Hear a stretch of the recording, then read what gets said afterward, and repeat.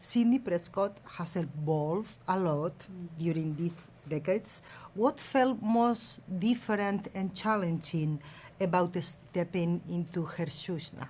Well, in this installment, Sidney, she's got a family. Now the family has come into it. We're telling a story also about her daughter, and we see that Sidney, her greatest fear has been that her past would come to haunt her family, not just herself again, but would come and traumatize her family. And so she's Mama Bear, and she's come into a place where she has to teach her daughter to be a survivor.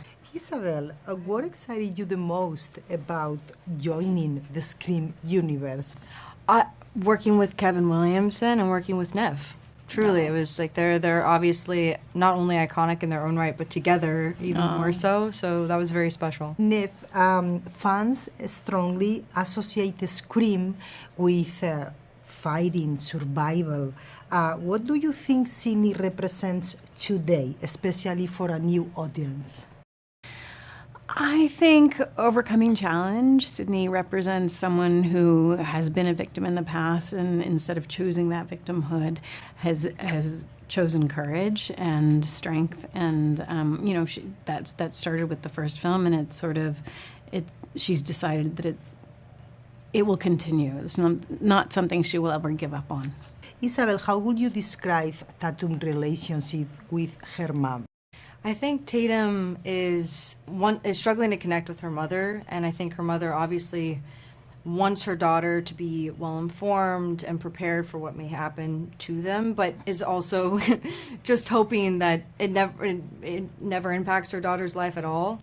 And so I think that they are having a difficult time communicating and speaking the same language, and this is sort of the film is kind of the trajectory of them finally bonding together.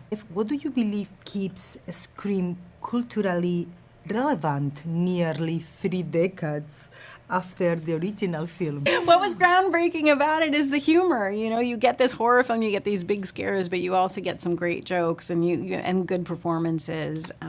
So there's lightness to it. You have the dark and you have the light. It's like a roller coaster ride, and I think audiences love to revisit that energy. This is the first time you direct a Scream movie after creating the franchise.